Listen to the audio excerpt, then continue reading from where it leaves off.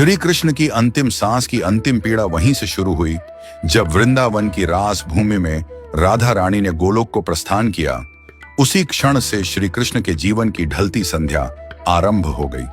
उनके जीवन की सबसे गहरी पीड़ा राधा का विरह थी, पर यह उनकी एकमात्र पीड़ा नहीं थी।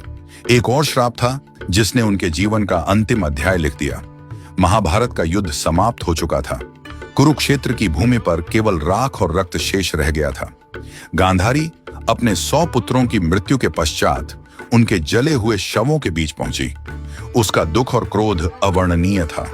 उसे स्मरण था कि श्री कृष्ण इस महाविनाश को रोक सकते थे, एक मुस्कान में इस युद्ध को टाल सकते थे, परंतु उन्होंने धर्म की स्थापना के लिए अधर्म का अंत होने दिया, चाहे वह मूल्य किसी मां के 100 पुत्र ही क्यों न हो। पीड़ा से भरी गांधारी ने श्री कृष्ण को देखा, आंखों में आंसू और वाणी में आग लिए बोली, हे वासुदेव, आप सब कुछ जानने वाले थे, फिर भी आपने मेरे 100 पुत्र मरने दिए। आप युद्ध रोक सकते थे, पर आप केवल तमाशा देखते रहे। आज मेरी ममता का श्राप आपको भी छुएगा। जैसे मेरा वंश समाप्त हुआ, वैसे ही आपका यदुवंश भी नष्ट होगा और आप अपनी मृत्यु अकेले अपनों से बिछुड़कर एक तीर की पीड़ा में अनुभव करेंगे। श्री कृष्ण ने गांधारी का श्राप शांत मन से स्वीकार किया, क्योंकि वह जानते थे यह भी उसी लीला का भाग है। जिस न्याय को वह लेकर आए थे, उसी न्याय की अग्नि अब उनके अपने कुल को भस्म करेगी। गांधारी का श्राप, राधा का वियोग और यदुवंश का अंत, यही वह अंतिम चरण था जिसने श्री कृष्ण के मानवीय रूप को सबसे गहरे दुख से भर दिया। त्रेता युग का वचन। त्रेता युग में श्री राम रावण वध कर अयोध्या लौटे। राम राज्य की स्थापना के बाद एक संध्या को अयोध्या के समीप एक तपस्वी राक्षस आया। नाम था जरासुर। वह युद्ध नहीं चाहता था, केवल एक प्रश्न का उत्तर चाहता था। जरासुर बोला, प्रभु, आपने धर्म के लिए असुरों का नाश किया, पर क्या कभी ऐसा होगा कि मैं भी आपकी परीक्षा ले सकूं?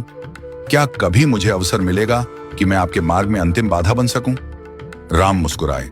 उन्होंने कहा, जब मैं द्वापर में श्री कृष्ण रूप में जन्म लूंगा, तब तू मनुष्य जन्म लेगा और उसी जन्म में तू वह अवसर पाएगा।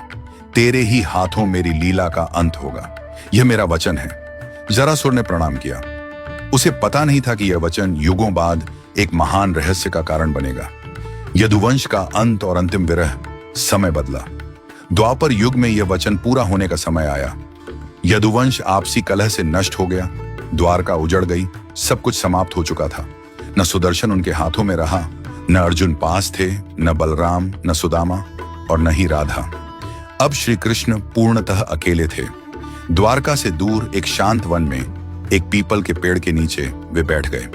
कंधे पर वही बांसुरी थी जो कभी राधा के लिए बजती थी। उन्होंने आंखें बंद की।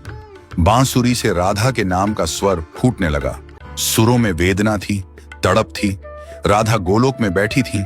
जैसे ही यह स्वर वहां पहुंचा, राधा की आंखों से आंसू बहने लगे। उन्होंने देखा, कृष्ण अकेले हैं। प्रेम का वह ब्रह्म स्वरूप जो संसार को मोह से मुक्त करता है, आज स्वयं विरह में डूबा है। राधा ने हाथ बढ़ाया, पर छू नहीं पाई। गोलोक की रानी भी इस क्षण असहाय हो गई। राधा बोली, प्रभु, अब बस कीजिए, मुझे लौट आने दीजिए। मैं आपकी बांसुरी की धुन बनकर बहूंगी। पर यह अकेलापन सहा नहीं जाता। पर श्री कृष्ण मौन थे। सुर थमते गए। शाम उतर आई। पीपल का पेड़ जो वर्षों से साक्षी था, आज कृष्ण की अंतिम सांस का गवाह बनने जा रहा था। कृष्ण का मन जीवन भर का बोझ याद कर रहा था।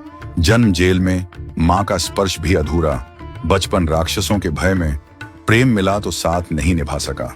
हर अपना युद्ध में खो दिया। धर्म बचाया, पर अपना ही कुल नहीं बचा पाया। सारा जीवन दूसरों को सुख दिया, पर अपने हिस्से में केवल विरह और अकेलापन आया। उन्होंने बांसुरी उठाई, आखिरी बार होंठों से लगाई, फिर धीरे धीरे उसे तोड़ दिया, जैसे राधा की स्मृति भी उस बांसुरी के साथ पीपल की जड़ों में समा गई हो। दूर जंगल में शिकारी जर, वही जरासुर का पुनर्जन्म, शिकार ढूंढ रहा था। उसने पीले वस्त्रों की चमक देखी।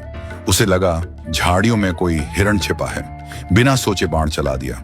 वह बाण श्री कृष्ण के पैर में लगा। शिकारी भय से कांप उठा। प्रभु, मुझसे बड़ा अपराध हो गया। श्री कृष्ण ने शांत स्वर में कहा, उठो जर, तुमने अपना कर्म किया।